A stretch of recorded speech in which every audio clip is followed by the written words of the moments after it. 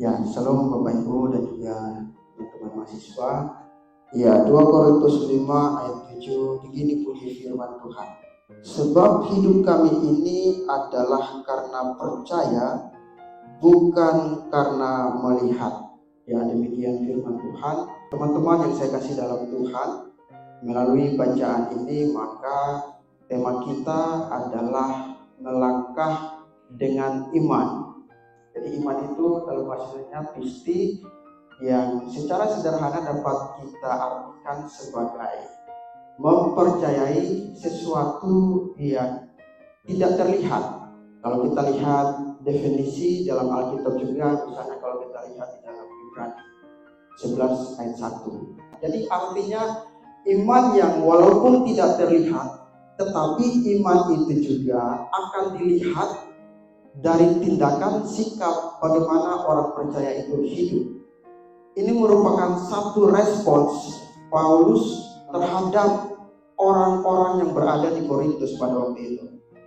Mengapa Paulus memberikan respons terhadap orang yang ada di Korintus? Pada waktu itu mereka memperdebatkan, mereka mempersoalkan mengenai kerasulan daripada Rasul Paulus. Yang mereka harapkan adalah seorang rasul harusnya hidup tidak menderita. Rasul itu hidup dengan berkecukupan. Tetapi faktanya alasan mereka menolak Rasul Paulus itu karena kehidupan Paulus tidak seperti yang mereka bayangkan. Sehingga kalau kita lihat dalam konteks sinoptik, itu juga Yesus memberikan tanggapan yang tegas kepada orang yang punya motivasi salah ketika mau mengikuti Yesus. Karena kalau kita lihat dalam sinoptik juga, orang yang mau mengikuti Yesus ya dengan motivasi yang berbeda-beda. Ada yang mengikuti Yesus bukan karena iman, tapi hanya mau mendapatkan mujizat.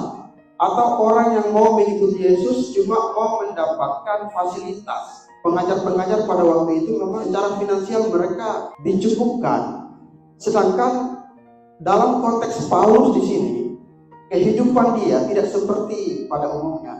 Hidup menderita, sederhana. Bahkan kalau kita lihat dalam pasal 10 ayat 10 di sana dengan tegas dikatakan bahwa Paulus itu tidak fasih dalam berbicara. Sehingga itu menjadi satu keraguan.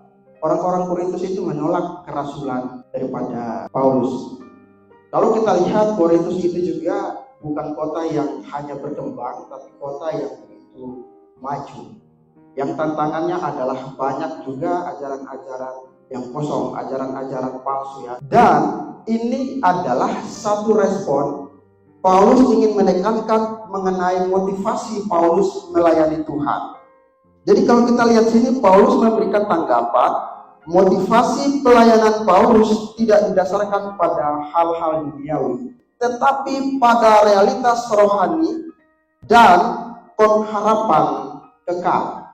Saudara-saudara, kalau kita lihat pasal 5 ini, kita mulai lihat dari pasal 4 itu bagaimana Paulus berfokus menyampaikan tentang pengharapan atau harapan akan tubuh kebangkitan. Di sini juga ia menekankan tentang kehidupan kekal. Di sini ia juga memberikan penekanan atau fokusnya adalah keberanian hidup di dunia meski ada penderitaan. Kalau kita secara spesifik lihat konteks ini sendiri, maka kita akan melihat ini gambaran tentang eskatologis. Saudara-saudara yang saya kasih dalam Tuhan, ayat yang ke-7 ini muncul di tengah pembahasan Paulus mengenai hidup dalam tubuh jasmani dan hidup kekekalan bersama dengan Kristus. Dan di dalam ayat 7 ini, saudara, kita melihat ada 3 kata kunci di sana, saudara. Kita melihat yang pertama itu hidup kami. Lalu ada kata percaya di sana. Lalu ada karena melihat. Nah, saudara-saudara, oleh karena itu dari teks ini kita akan melihat 3 poin penting yang menjadi pembelajaran kita malam hari ini. Yang pertama, hidup orang percaya adalah perjalanan iman. Saudara perhatikan ayat 7 di sana ada kata kami hidup. Ya, ini sebuah kata kerja yang aktif begitu ya. Terus menerus. Ini artinya bahwa iman itu bukan sekedar teori, bukan sekedar pengetahuan, tetapi iman di sini ini berbicara mengenai bagaimana gaya hidup sebagai orang percaya. Jadi ini berbicara soal ketaatan melakukan kehendak-kehendak Allah walaupun di tengah situasi yang tidak baik-baik saja. Jadi hidup orang percaya ditentukan oleh firman Tuhan, bukan oleh situasi sekitar. Iman yang sejati adalah orang yang mampu bertahan di tengah kehidupan yang penuh dengan segala kesulitan. Yang kedua adalah iman menjadi arah hidup. Jadi iman itu harus menjadi arah hidup. Kalau kita perhatikan juga di sini, sebab hidup kami adalah hidup karena percaya. Jadi kalau kita lihat di konteks ini, sebagai orang percaya kita harus memiliki iman yang menjadi arah hidup. Saudara, kalau kita lihat di tema akademik kita, melangkah dengan iman dalam konteks ini, kita bisa melihat belajar dari Abraham, yang kalau kita lihat mulai dari pasal 12 itu, mulai dari panggilan, diperintahkan untuk keluar dari negerinya yang dia sendiri juga tidak tahu mau kemana, tetapi dia mengikuti. Itu kita belajar daripada kisah Abraham. Jadi iman itu mengalahkan segala sesuatu. Walaupun berjalan dalam sesuatu yang masih abstrak, yang belum terlihat, tetapi iman mengalahkan segala kekhawatiran, segala ketakutan. Kalau kita tidak jadikan iman sebagai arah hidup kita, maka tentunya itu akan sangat sulit, saudara. Kita tidak akan mencapai sasaran kita, kita tidak akan sampai kepada tujuan hidup kita. Tujuan hidup di sini berbicara mengenai tujuan hidup kekekalan. Kalau kita lihat dalam konteks itu, bukan bicara soal tujuan hidup yang sifatnya sementara, tetapi berbicara mengenai tujuan hidup yang sifatnya kekal, sebagaimana yang diungkapkan oleh Paulus dalam konteks ini. Jadi jadikan iman sebagai arah hidup, ini menjadi poin terpenting. Yang ketiga, saudara-saudara, iman tidak bergantung pada bukti lahiriah. Jadi iman itu tidak bergantung pada bukti lahiriah. Kalau kita lihat dalam teks itu juga menekankan percaya bukan karena melihat. Jadi bukan mau melihat dulu. Jadi kalau kita melihat dalam konteks ini, ya secara pandangan dunia melihat dulu baru percaya. Jadi melihat dulu, gitu ya. Jadi ini kayaknya kurang cocok dengan saya, kayaknya saya tidak perlu, gitu ya. Tapi kalau berbicara mengenai konteks yang diajarkan atau ditekankan oleh Paulus di sini, ya malah sebaliknya, percaya dulu baru melihat. Ini satu pandangan yang berbalik. Kita harus percaya dulu baru kita tentunya akan merasakan karya Tuhan.